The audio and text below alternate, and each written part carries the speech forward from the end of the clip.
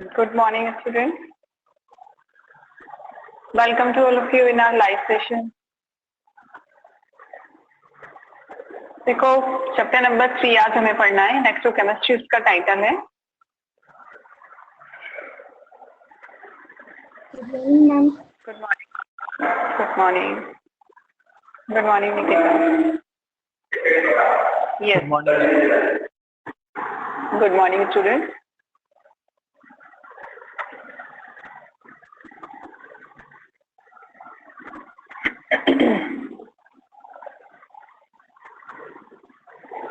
Good morning Aryan, good morning Gautam, good morning Jiya, good morning Amit, good morning रघुवीर।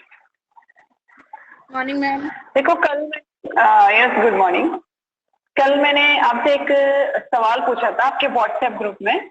आप अपनी कम attendance का रीजन मुझे बताओ। बहुत सारे नाम मैंने उसमें दिए थे, मोस्ट ऑफ बच्चों का तो कोई रिप्लाई ही नहीं आया। तो मैं उम्मीद करती हूँ कि जिनका रिप्लाई नहीं आया आज वो जरूर जुड़ेंगे हमारी क्लास के साथ। और सोल्यूशन भी मैंने इसका निकाला हुआ है कि आपको फिर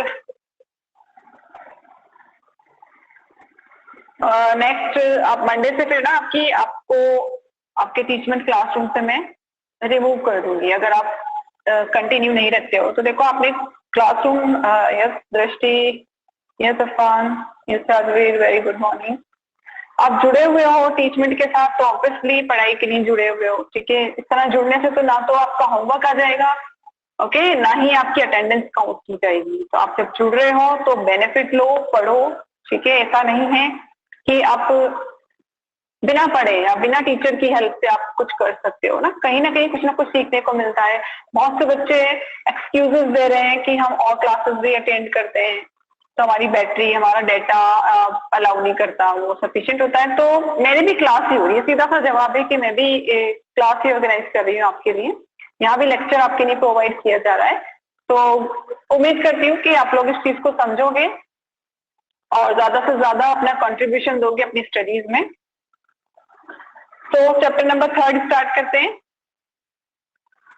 इलेक्ट्रोकेमिस्ट्री इसका टाइटल है। इससे पहले आपने सॉल्यूशन चैप्टर पढ़ा, काफी सारे हमने इसमें से न्यूमेरिकल्स किए। और अगर आप चाहो ना तो पूरी मेहनत के साथ बहुत अच्छे से आप क्वेश्चन उसमें अटेम्प्ट कर सकते हो। न्यूमेरिकल जो आपके आते हैं कैसे भी आए, हमने सभी तरह के ट्रिकी क्वेश्चंस भी हमने उसमें से देखे, कैसे घुमा फिरा कर हमसे क्वेश्चंस पूछे जाते हैं, वो सब हमने डिस्कस किए हैं, ठीक है। और आप कह रहे हो कि आपको पीडीएफ चाहिए एक्सरसाइज क्वेश्चन की एनसीईआरटी के, तो मैं वो भी प्रोवाइड करा दूंगी, ठीक है। संडे को आपको ग्रुप में आपकी पीडीएफ भी मिल जाएगी। तो वहां आप जो क्वेश्चन आपके छूट रहे हैं आप देख सकते हो कि किस तरह से उन्हें किया जाता है। तो हमने चैप्टर नंबर 2 कंप्लीट किया। FA1 के लिए आपको पूरी तैयारी के साथ चैप्टर नंबर 2 अपना तैयार करना है। अब बात करते हैं चैप्टर नंबर 3 की। इलेक्ट्रोकेमिस्ट्री उसका टाइटल है। इलेक्ट्रोकेमिस्ट्री, क्या लगता है आपको इलेक्ट्रोकेमिस्ट्री में क्या पढ़ाएंगे आपको? जैसे सॉलिड में आपसे सॉलिड के बारे में, सॉलिड की कंप्लीट नॉलेज दे दी है। सॉल्यूशन में आपको सॉल्यूशन की कंप्लीट नॉलेज दे दी, उसकी प्रॉपर्टीज दे दी। ये सेल, ओके रघुवीर, ओके अंजलि, सेल पढ़ाएंगे, ईएमएफ पढ़ाएंगे, गुड, ठीक है। तो ये सेल और ये जो आपका ईएमएफ है, इलेक्ट्रोमोटिव फोर्स है, conversion of energy, okay okay very good. सबको नॉलेज है क्या क्या पढ़ना है, बहुत अच्छी बात है। और देखो जो समझना है ना हमें कि इलेक्ट्रोकेमिस्ट्री क्या होती है। तो इलेक्ट्रोकेमिस्ट्री, इसके नेम में इलेक्ट्रिसिटी भी है, इसके नेम में केमिस्ट्री भी है। तो कहीं ना कहीं कॉम्बिनेशन हमें पढ़ाया जाएगा। Yes Sonaksh, good. इलेक्ट्रिकल से केमिकल एनर्जी में कन्वर्ट करना, केमिकल एनर्जी को इलेक्ट्रिकल एनर्जी में कन्वर्ट करना, कुछ भी वेस्ट ना जाने देना, ठीक है। यही काम है इलेक्ट्रोकेमिस्ट्री का। यस अफान, ठीक है। तो हम बात करते हैं अपनी टॉपिक की तरफ हम चलते हैं, इलेक्ट्रोकेमिस्ट्री, जिसमें हमें कॉम्बिनेशन पढ़ाया जाता है इलेक्ट्रिसिटी और केमिस्ट्री का।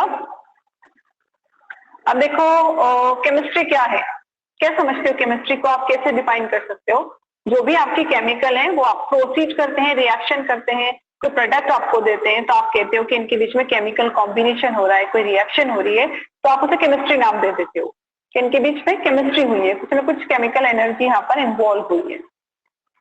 उस केमिकल रिएक्शन, उस केमिकल कॉम्बिनेशन के बाद हमें कुछ एनर्जी मिलती है, समझ में आ रही है नहीं चीज? कुछ एनर्जी हमें वो देते हैं, कंबाइंड होते हैं, जैसे आपने देखा होगा कहीं तो बॉन्ड टूटते हैं, कहीं बॉन्ड बनते हैं, तो कुछ ना कुछ एनर्जी वहां पर रिलीज होती है। जैसे ही नया बॉन्ड बनता है तो एटम्स अपनी एनर्जी रिलीज कर देते हैं और बॉन्ड बनाकर सेटिस्फाइड हो जाते हैं। तो वो रिलीज एनर्जी, केमिकल रिएक्शन में जो रिलीज एनर्जी है वो केमिकल एनर्जी कहलाती है। क्लियर? अब उस केमिकल एनर्जी का यूज हम इलेक्ट्रिसिटी जनरेट करने में करते हैं, तो हम कह देते हैं कि हमने केमिकल एनर्जी को इलेक्ट्रिकल एनर्जी में कन्वर्ट किया है। ये चीज तो समझ में आई ना? केमिकल रिएक्शन हुई, कोई एनर्जी हमें एक्स्ट्रा मिली, उस एनर्जी को हमने यूटिलाइज किया, उससे हमने इलेक्ट्रिसिटी जनरेट की।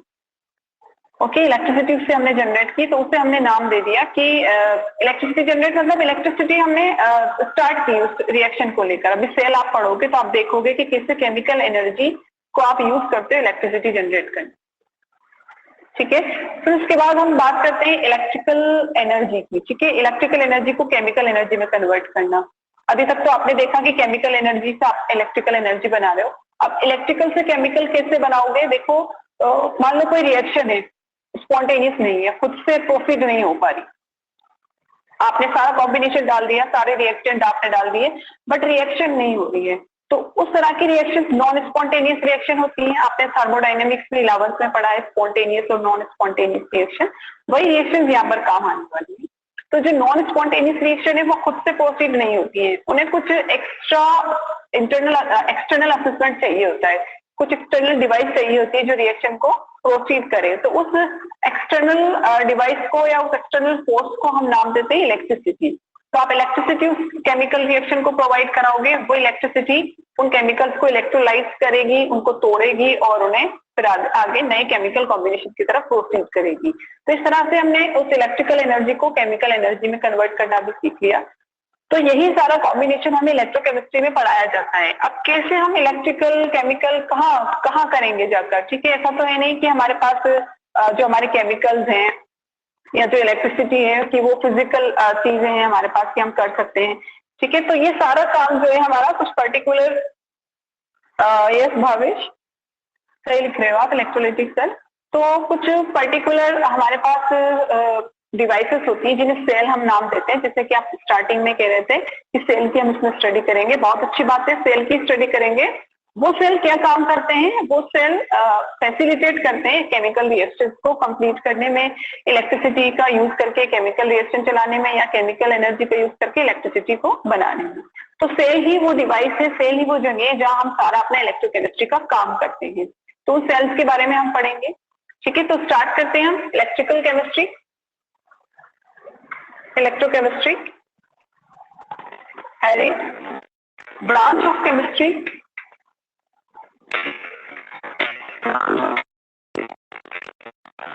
that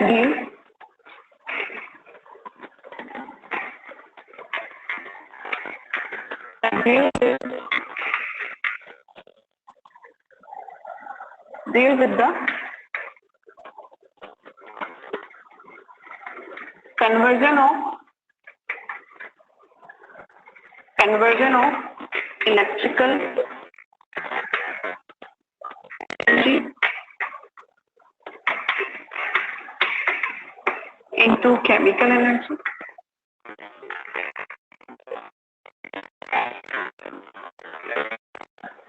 and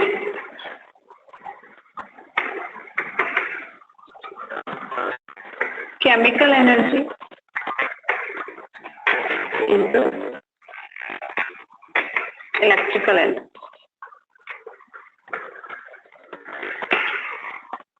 तो कुछ हमारा कंसेप्ट यहाँ क्लियर हो रहा है कि इलेक्ट्रोकेमिस्ट्री केमिस्ट्री की एक ब्रांच है।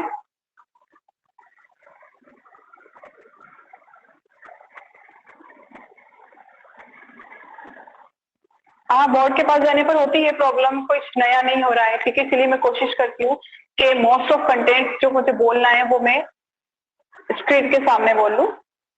बोर्ड पर जाने के बाद सिर्फ लिखने का काम होता है। अभी मुझे बताओ, अभी सही है वॉइस? जल्दी बताओ फटाफट, प्रॉब्लम तो नहीं है ना? क्लियर है ना? ठीक है, तो ये रोज का काम है कि हम जब भी बोर्ड पर जाते हैं तो वॉइस क्रैक होती है, आप समझ सकते हो। इतनी हमारे पास, मेरे पास इतनी टेक्निकल डिवाइसेस नहीं है इतनी अच्छी कि मैं काफी कुछ आपको प्रोवाइड करा दूं, ठीक है। सो परेशान मत हुआ करो, आप कोशिश करो कि बोर्ड पर लिखा हुआ आप फटाफट स्क्रीनशॉट लो, लिखने की कोशिश करो, और मैं मोस्ट ऑफ कंटेंट जो है अपना वो स्क्रीन के सामने ही बोलती हूँ। बोर्ड के पास जाने के बाद सिर्फ लिखने का काम होता है। तो हम यहाँ समझते हैं कि जो इलेक्ट्रोकेमिस्ट्री है वो केमिस्ट्री की एक ब्रांच है। ये तो समझ में आया कि केमिस्ट्री का ही एक पार्ट है जिसमें हम स्टडी करते हैं कि how to convert electrical energy into chemical energy and how to convert chemical energy into electrical energy. एक जनरल सा आइडिया तो हमने ले ही लिया कि इलेक्ट्रिकल एनर्जी हमारे पास कहाँ से आती है, केमिकल एनर्जी कहाँ से आती है, ठीक है। बोर्ड के अकॉर्डिंग जो इनका क्लासिफिकेशन है वो मैं आपको बता दूंगी। हाँ, मे भी कोई चेंज हो सकता है, ठीक है। अभी इस वीक में सब कुछ क्लियर हो जाएगा, इस मंथ में सब कुछ क्लियर हो जाएगा जुलाई एंड तक, ठीक है। फिर आपको बता देंगे कि कौन सा, अभी 50-50% वाला किया हुआ है ना, तो कौन सा कितने मार्क्स का होगा पता चल जाएगा आपको, ओके। सो ये चीज समझ में आई। एक बार स्क्रीनशॉट लो बोर्ड पर जो लिखा हुआ है।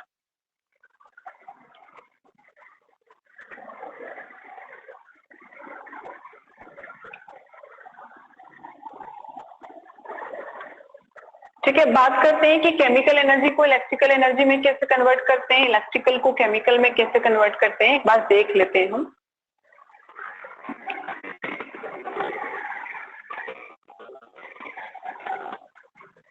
इलेक्ट्रोकेमिस्ट्री में दो काम करते हो आप, इलेक्ट्रिकल को केमिकल में, केमिकल को इलेक्ट्रिकल में। तो पहला काम करते हैं हम यहाँ पर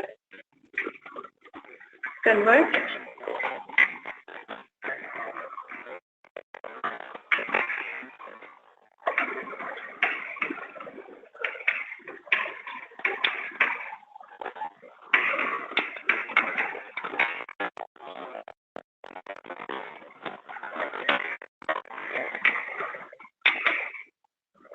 क्या करना है आपको, केमिकल एनर्जी को इलेक्ट्रिकल एनर्जी में कन्वर्ट करना है। कहां से मिल रही केमिकल एनर्जी, केमिकल रिएक्शन से या केमिकल्स के कॉम्बिनेशन से मिल रही है। तो यहां अगर आप रिएक्शन देखोगे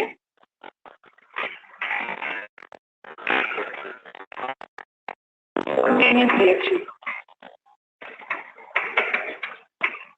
समझते हैं ना, स्पॉन्टेनियस रिएक्शन आपने 11th में पढ़ा है, जो प्रोसीड होती है एट देयर ऑन, खुद से प्रोसीड होती है, उन्हें कोई एक्सटर्नल सपोर्ट या एक्सटर्नल असिस्टेंट नहीं चाहिए होता, बस केमिकल मास में आए और वो रिएक्शन प्रोसीड होने लगती है, तो उसे स्पॉन्टेनियस रिएक्शन कहते हैं।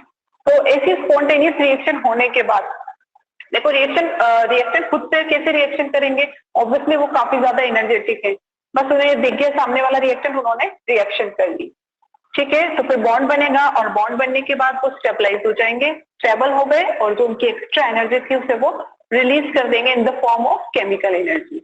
तो ये होता है स्पॉन्टेनियस रिएक्शन में, और उसी केमिकल एनर्जी को फिर हम यूज कर सकते हैं इलेक्ट्रिसिटी जनरेट करने में। ये चीज तो समझ में आई ना, ठीक है। तो जब भी आप केमिकल एनर्जी को इलेक्ट्रिकल एनर्जी में चेंज करने की बात करोगे तो आप कौन सी रिएक्शन पर काम कर रहे होंगे, स्पॉन्टेनियस रिएक्शन पर। हाँ आर्यन, ये डेल जी और सब आएगा बाद में, ठीक है। डेल जी नेगेटिव से ये स्पॉन्टेनियस पे जा रहे हो आप, ठीक है। गिब्स एनर्जी जो है नेगेटिव होती है वहां पर, क्लियर हुआ ना ये। तो यानी आपको रिएक्शन स्टार्ट करने के लिए कोई एनर्जी नहीं सप्लाई करना पड़ा, कुछ एक्सटर्नल सपोर्ट नहीं दिया, सिर्फ आपके पास केमिकल्स थे, उनके बीच में कॉम्बिनेशन हुआ, वो स्टेबलाइज हुए बॉन्ड बनाने के बाद, और उन्होंने हमें एनर्जी, गिफ्ट में हमें एनर्जी दी, और उस केमिकल एनर्जी को हमने फिर यूज किया किसमें, इलेक्ट्रिकल एनर्जी बनाने में। तो इस तरह की रिएक्शन से हम कौन सी रिएक्शन लेते हैं, स्पॉन्टेनियस रिएक्शन। तो कह सकते हो स्पॉन्टेनियस रिएक्शन क्या होती है, प्रोसीड एट देयर ओन, ठीक है, खुद से ही प्रोसीड होती हैं, किसी की जरूरत, किसी की नीड नहीं होती है, कोई एक्सटर्नल सपोर्ट उन्हें नहीं चाहिए होता। तो ये तो हो गई हमारी स्पॉन्टेनियस रिएक्शन, जो कहाँ काम में आती है, केमिकल एनर्जी को इलेक्ट्रिकल एनर्जी में कन्वर्ट करने के लिए। अब दूसरा काम हम देखेंगे, हमें इलेक्ट्रिकल को केमिकल में भी कन्वर्ट करना है। चलते हैं हम अपने दूसरे काम की तरफ, जो हमें इलेक्ट्रोकेमिस्ट्री में करना है।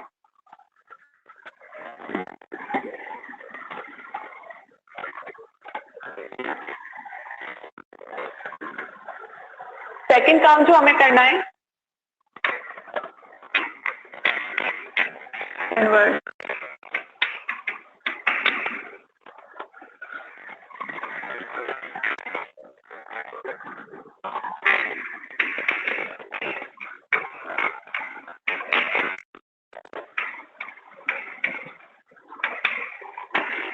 क्या करना है इलेक्ट्रोकेमिस्ट्री में? दूसरा काम, आपको इलेक्ट्रिकल एनर्जी को केमिकल एनर्जी में कन्वर्ट करना है। अब मुझे बताओ कि स्पॉन्टेनियस रिएक्शन में तो आपको कोई इलेक्ट्रिसिटी, कोई एक्सटर्नल सपोर्ट नहीं चाहिए था, रिएक्शन खुद से प्रोसीड हो रही थी और केमिकल एनर्जी हमें मिल रही थी।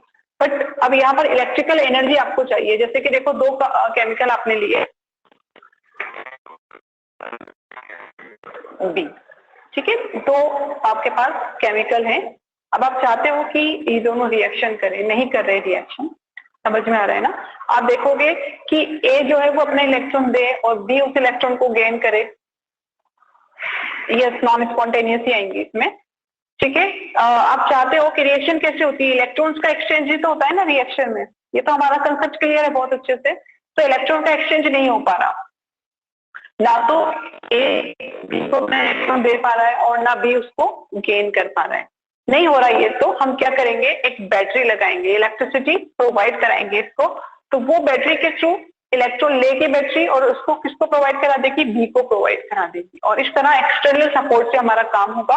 तो हम इस रिएक्शन को नॉन स्पॉन्टेनियस रिएक्शन कहेंगे। तो हम समझ रहे हैं कि इस रिएक्शन में हमने किसका यूज किया स्टार्टिंग में? इलेक्ट्रिकल एनर्जी का।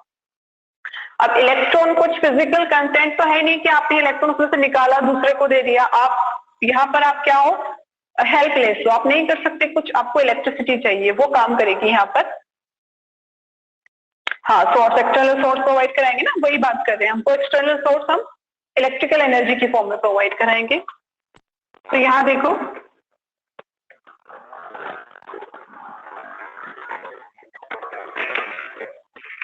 ये एक्सटर्नल सोर्स क्या है? बैटरी है, ये काम करेगा, इलेक्ट्रॉन लेगा और ये इलेक्ट्रॉन किसे प्रोवाइड करा देगा? बी को प्रोवाइड करा देगा और हमारी रिएक्शन प्रोसीड हो जाएगी, आपस में कंबाइन होंगे। जो भी है, इन्होंने कॉम्बिनेशन किया, दोनों ने रिएक्शन की, किसके through? With the support of battery और with the support of electrical energy. Electrical energy से इन्होंने काम किया और रिएक्शन होने के बाद हमें केमिकल एनर्जी देंगे। क्लियर? तो इस तरह में जो रिएक्शन होती है वो नॉन स्पॉन्टेनियस होती है।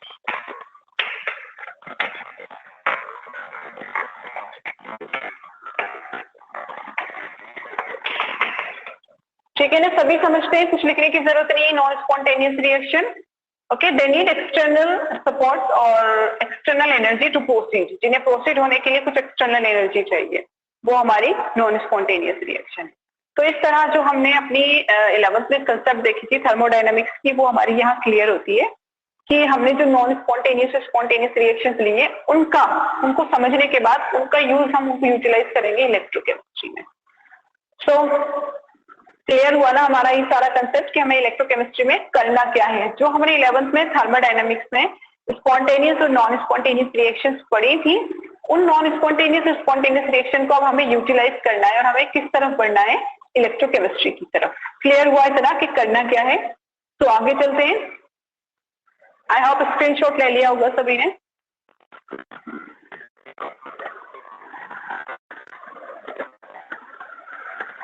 ठीक है, ये तो बात हो गई कि हमें इलेक्ट्रोकेमिस्ट्री में करना क्या है। ठीक है, अब करोगे, बट कुछ आपको पर्टिकुलर सपोर्ट या आप कह सकते हो कि कुछ असेसमेंट आपको चाहिए जहां पर आप ये अपना काम करोगे। तो सबसे पहला असेसमेंट आपका सेल आ जाता है। शिफ्ट जरूरी नहीं है, बस आपकी नॉलेज के लिए है। ठीक है, देख लेना, आप किसी से स्क्रीनशॉट ले लेना या किसी के नोट से कॉपी कर लेना। तो बात करते हैं हम सेल की।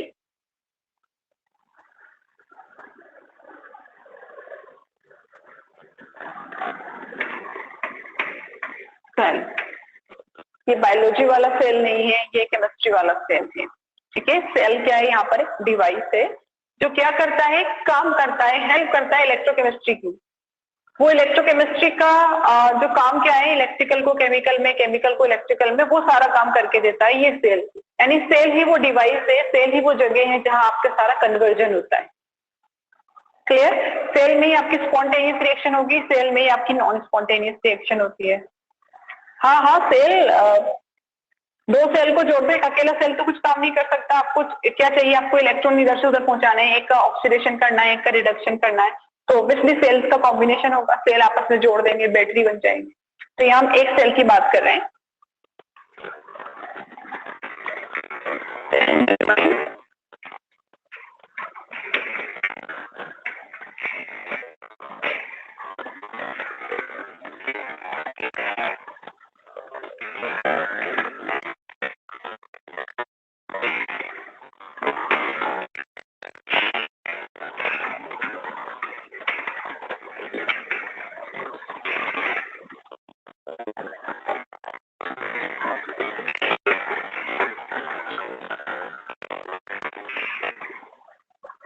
आया समझ में? सेल क्या है? एक डिवाइस है जो आपका केमिकल एनर्जी को इलेक्ट्रिकल एनर्जी में, इलेक्ट्रिकल एनर्जी को केमिकल एनर्जी में कन्वर्ट करने का काम करता है। यहाँ जो हमने डेफिनेशन लिखी है सेल की, सफिशिएंट है?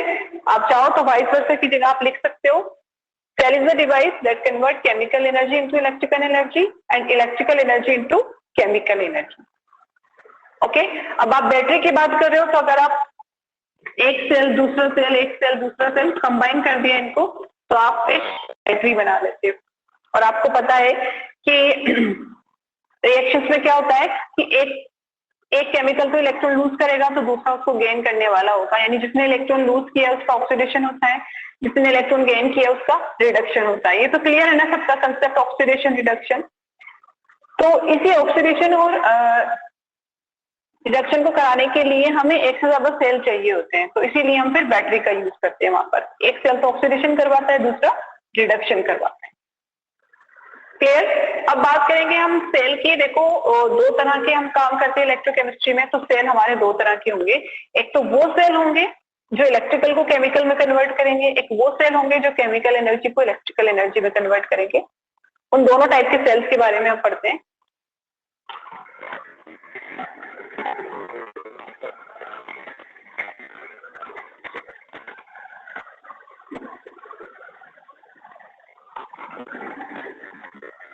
Two types of cells.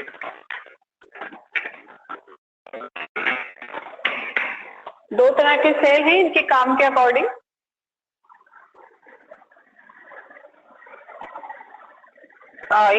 Yes Payal, right. एक तो है इलेक्ट्रो केमिकल सेल और दूसरे हैं electrolytic cell.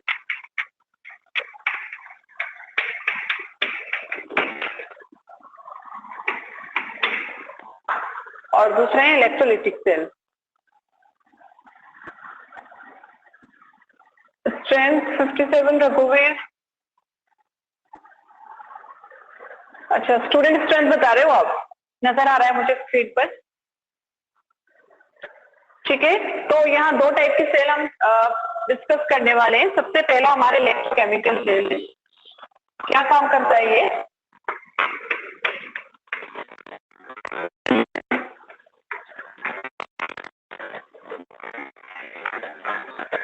Chemical energy into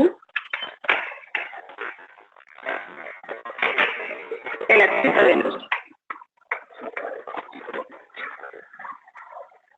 ठीक है, वो सेल जहां पर हम केमिकल एनर्जी को इलेक्ट्रिकल एनर्जी में कन्वर्ट करते हैं उन्हें हम क्या नाम देते हैं? Electrochemical cell. और इसके जस्ट अपोजिट इलेक्ट्रोलिटिक होगा, convert electrical energy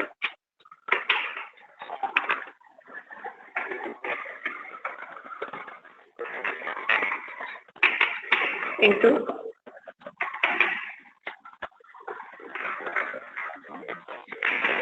chemical energy.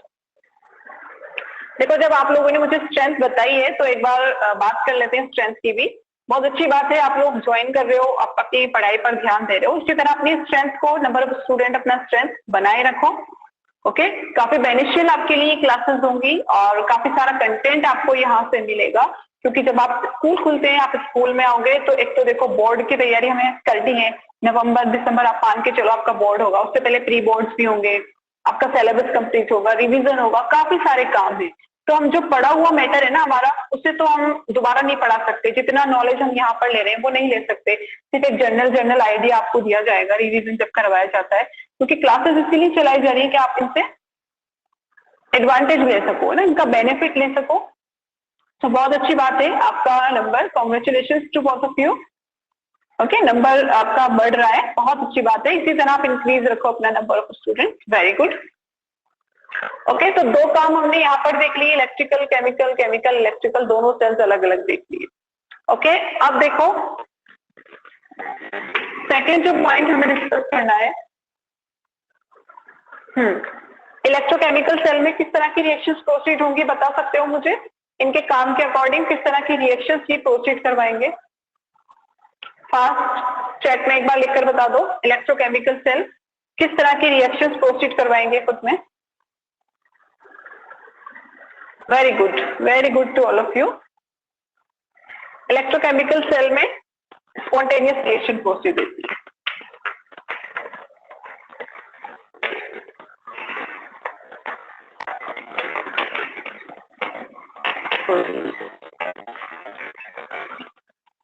Spontaneous reactions proceed होती है। और अगर आप बात करो इलेक्ट्रोलाइटिक स्पॉन्टेनियस रिएक्शन,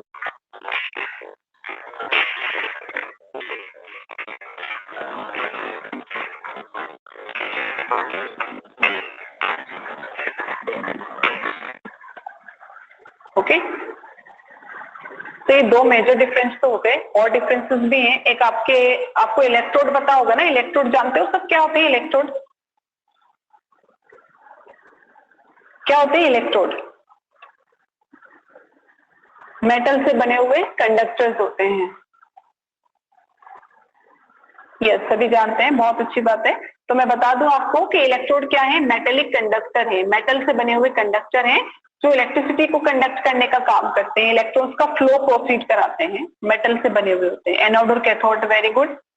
अब ये एनोड और कैथोड, एक मेन डिफरेंस है कि जो इलेक्ट्रोकेमिकल सेल है ना, यहाँ पर एनोड हमेशा नेगेटिव होता है, और जो आपके इलेक्ट्रोलिटिक सेल है वहां पर एनोड पॉजिटिव होता है। तो ये थोड़ा सा डिफरेंस आप याद रखना, ठीक है? काम दोनों पर सेम होगा। एनोड पर हमेशा क्या काम होता है? ऑक्सीडेशन होता है, और कैथोड पर हमेशा रिडक्शन होता है। ओके, बट आपको इनके साइन का ध्यान रखना है। साइन में डिफरेंस होता है कि इलेक्ट्रोकेमिकल सेल में एनोड पर नेगेटिव साइन होता है, और आपका जो इलेक्ट्रोलिटिक सेल है वहां एनोड पर पॉजिटिव होगा, तो कैथोड पर उससे जस्ट अपोजिट आ जाएगा। क्लियर? तो वो चीज अब यहाँ डिस्कस कर लेते हैं।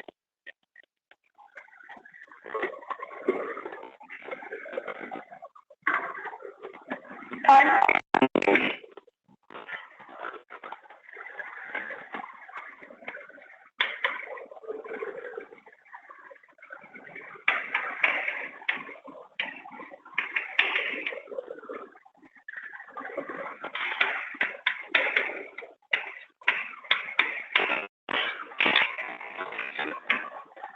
नेगेटिव इलेक्ट्रोड कौन सा होता है? एनोड होता है, याद रखना है इसको। और पॉजिटिव कौन सा होगा? कैथोड। फिर यहाँ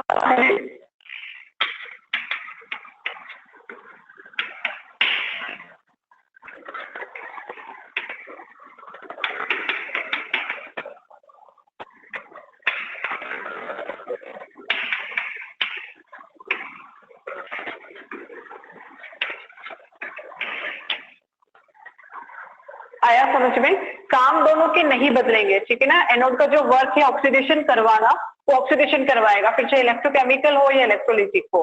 कैथोड का काम है रिडक्शन करवाना, दोनों में वो रिडक्शन करवाएगा, बट जो मेन डिफरेंस होगा वो इनके साइन को लेकर होगा। इलेक्ट्रोकेमिकल सेल में आपका एनोड नेगेटिव होगा। इसे याद करने का मैं एक तरीका भी बता देती हूँ आपको, ठीक है? एक और लिख लो, no need of external energy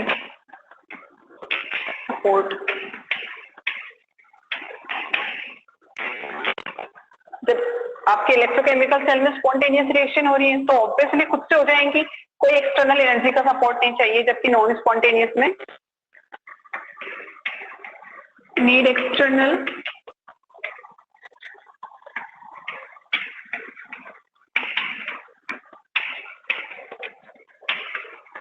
बाहर से आपको एक्सटर्नल एनर्जी प्रोवाइड करानी होती है। तो ये कुछ डिफरेंस है सेल्स के बीच में। अब हम एक छोटी सी ट्रिक देख लेते हैं जिससे हम एनोड का पॉजिटिव और नेगेटिव होना देख लेंगे। Energy production and energy consumption किसके लिए पूछ रहे हो रघुवीर? प्रोडक्शन एंड कंजप्शन, जल्दी बताओ कहाँ लिखना चाह रहे हो?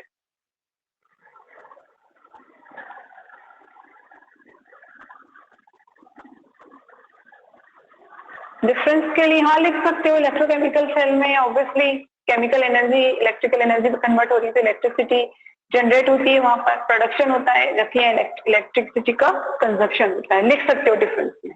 गुड, ठीक है। अब एक ट्रिक देख लो आप, सभी ने स्क्रीनशॉट लिया इनका।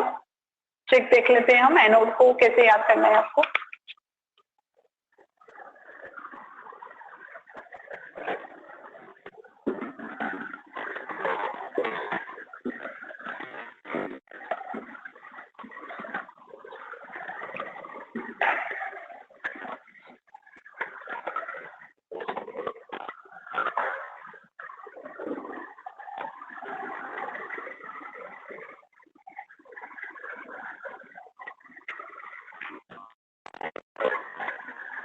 एक वर्ड याद रखना है आपको, अलोन।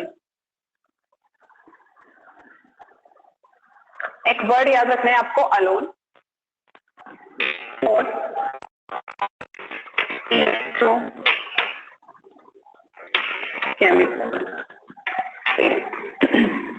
जब भी इलेक्ट्रोकेमिकल सेल की बात आ जाए तो आप एक वर्ड देखोगे, अलोन, ALON। अलोन, ए का मतलब है यहाँ पर एनोड, ठीक है। एल होगा लेफ्ट, ओ होगा यहाँ पर ऑक्सीडेशन, और एन डिनोट करता है नेगेटिव साइन। समझ में आया? जब भी इलेक्ट्रोकेमिकल सेल आ जाता है आप अलोन याद रखोगे, जिसमें ए डिनोट कर रहा है एनोड को, यानी सारी बातें हम एनोड के बारे में करेंगे। आगे आने वाली सारी बातें एनोड के बारे में होगी, यानी एनोड हमेशा लेफ्ट हैंड साइड पर लगाया जाएगा। आप देखोगे अभी बैटरी हम बनाएंगे तो लेफ्ट हैंड साइड पर आप एनोड को डिनोट करोगे, एनोड बनाओगे वहां। और एनोड पर हमेशा क्या होता है? ऑक्सीडेशन होता है। ये चीज तो दोनों के लिए कॉमन है कि इलेक्ट्रोकेमिकल सेल हो या इलेक्ट्रोलाइटिक सेल हो, हमेशा एनोड पर क्या होगा? ऑक्सीडेशन होगा, कैथोड पर रिडक्शन होगा। बट जो चीज चेंज होती है वो साइन है। तो इलेक्ट्रोकेमिकल सेल के लिए हमने देख लिया कौन सा साइन होता है? नेगेटिव साइन होता है। क्लियर है ना? तो इसको शॉर्ट ट्रिक को एक बार नोट डाउन कर लो।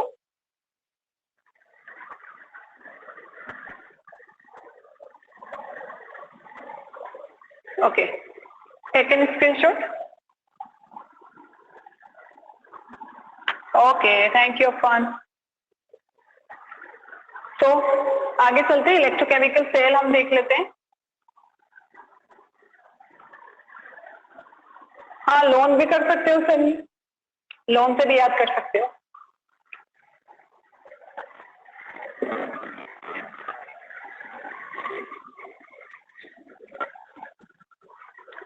ओके, तो अब देखो हम स्टार्ट करते हैं अपना इलेक्ट्रोकेमिकल सेल।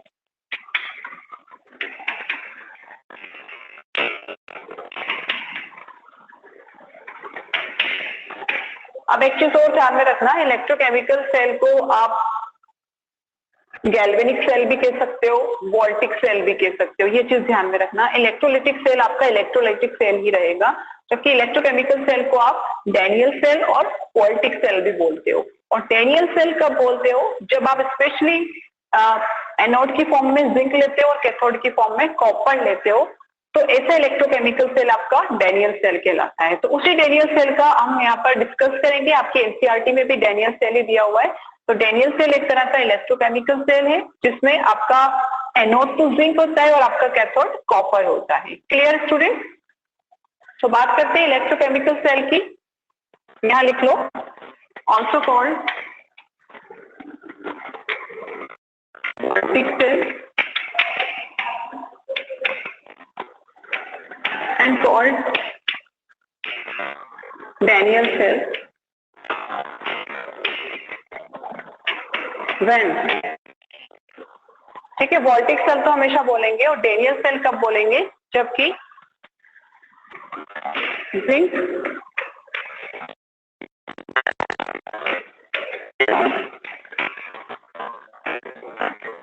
एंड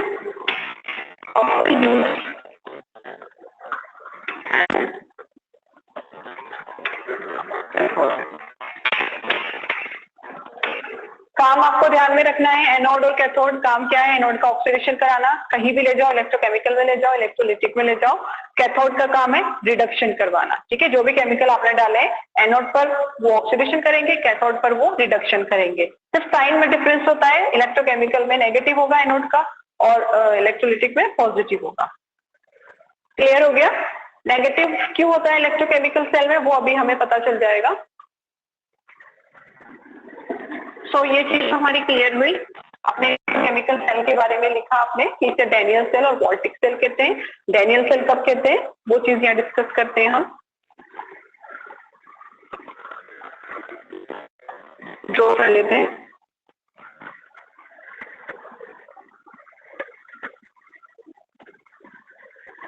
ये इस तरह से दो अलग अलग सेल लेंगे,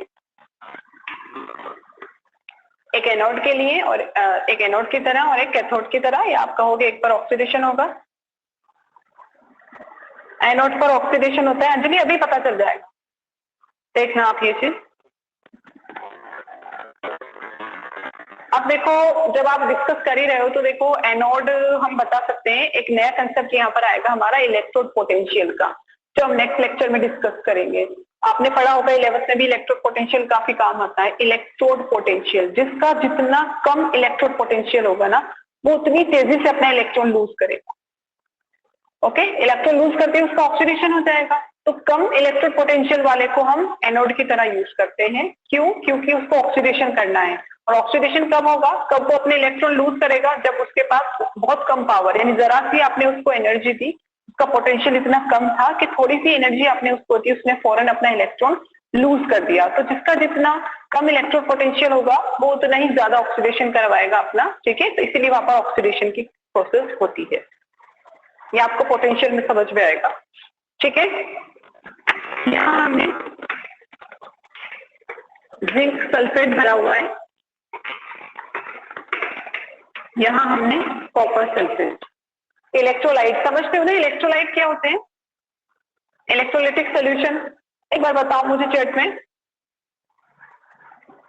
electrolytic solution, what do you know about this type of solution? जो इजीली आयोनाइज हो जाते हैं वो इलेक्ट्रोलाइटिक सोल्यूशन है। अपने आयंस, कैटायन और एनायन हमें प्रोवाइड कराते हैं। जैसे कि हमारा जिंक सल्फेट है, इजीली आयोनाइज होगा, जिंक अपना पॉजिटिव देगा और सल्फेट अपना नेगेटिव देगा। हाँ, आयनिक बॉन्ड होते हैं, इजीली आयोनाइज हो जाते हैं ये इलेक्ट्रोलाइट। तो ये इलेक्ट्रोलाइट हमने इसमें फिल किए हुए हैं, ओके।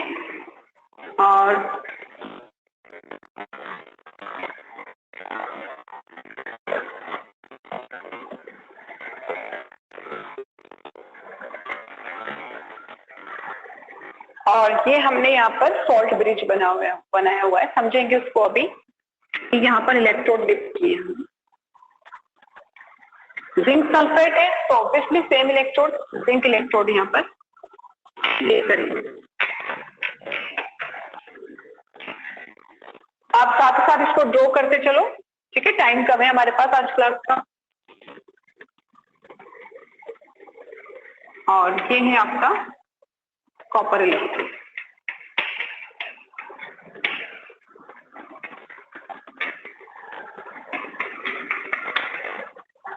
ओके, और जो आपने इलेक्ट्रोलिटिक सोल्यूशन लिया है उसी की में से मेटल का आपको इलेक्ट्रोड सेलेक्ट करना होता है। कर लिया आपने electrode select, okay. Zinc sulphate हो गया, ये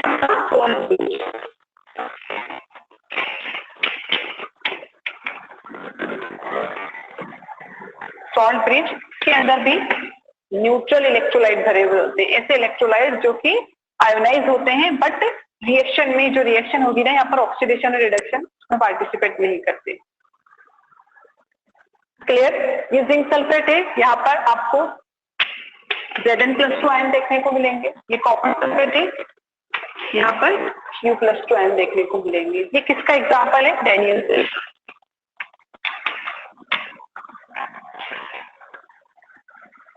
ओके, ये डैनियल सेल हुआ हमारा।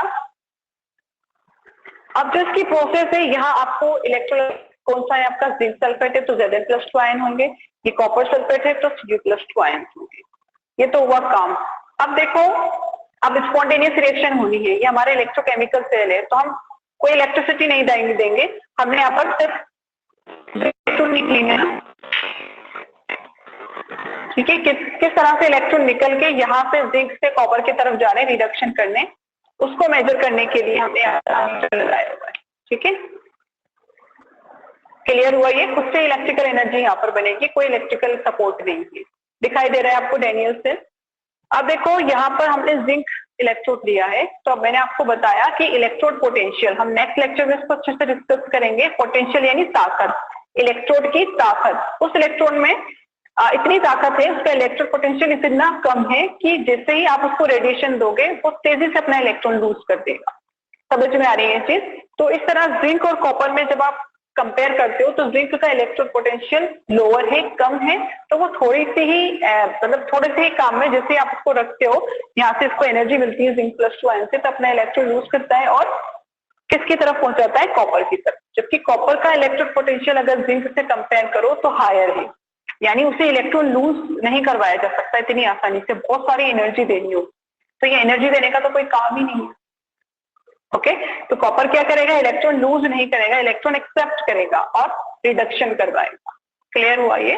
तो इस तरह से हम देखते हैं कि हमारा एनोड और कैथोड है। इसकी डिटेल हम अपने नेक्स्ट लेक्चर में डिस्कस करेंगे। स्क्रीनशॉट ले लो, जिसने ड्रॉ नहीं किया है screenshot low.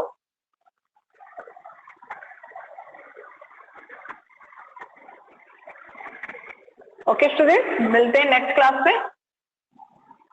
Thanks for watching.